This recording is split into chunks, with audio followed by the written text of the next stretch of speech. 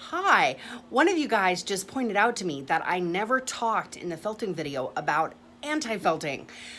I think it was because I was so excited about felting that it didn't even occur to me to talk about anti-felting because why, right? Felting is amazing.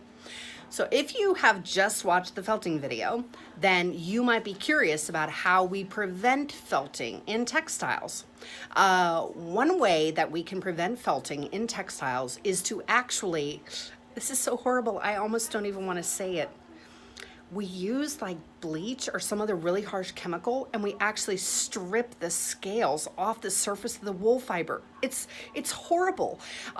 You would think that having all the scales be gone would make the fiber shinier and stronger and more beautiful, but people, think about what happens when you bleach your hair. Is anybody's hair actually gets stronger and shinier and less brittle because you bleached it? All it does is get blonder, right? Or whiter. That's all that happens. In the case of the wool, we take those scales off. It means the scales can't get tangled anymore, but we did not improve the luster. We did not improve the strength. We did not improve the abrasion resistance. The only thing we improved was the dimensional stability. Now, some people are a little confused. They're like, but why wouldn't it be more lustrous? Because now it doesn't have scales, and right, the scales would have had a slightly bumpy surface and the light would have been scattered. But the thing you want to think about is the scales are big, right? And when you strip the scale, you don't have the scales anymore. What you have is a stubby little bump where the scale used to be attached to the fiber, right? Actually, it would be like if we plucked a chicken.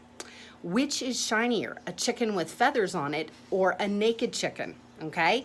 The chicken with feathers is shiny because the feathers lay all smooth across the chicken, whereas the chicken that's had all its feathers plucked is just naked and bumpy. Nobody would call that chicken shiny.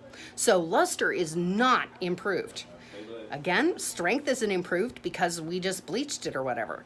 And the abrasion resistance isn't improved either because, again, naked chicken. Another way that we could do this that does not involve stripping the scales would be that we could use something like nylon and glue the scales down. Well, those puppies aren't going to tangle now, are they? They're glued down with nylon, right? They're basically, we use another polymer to hold them against the fiber. But this doesn't improve a lot of properties either because now we've ruined the absorbency of the fiber, right? The scales can't open to let moisture in there. It's coated with nylon. Again, maybe it's lustrous, but really kind of not that much of a difference, right? So we can't say that it improved the luster. The durability is mostly unchanged, but eventually that nylon is going to wear off, right? Because it's just coated across the top. So that isn't really the perfect solution either.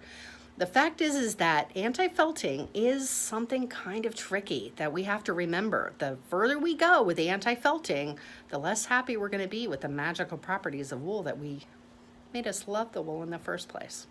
So I hope that explained it to you. Alrighty. Oh wait, super.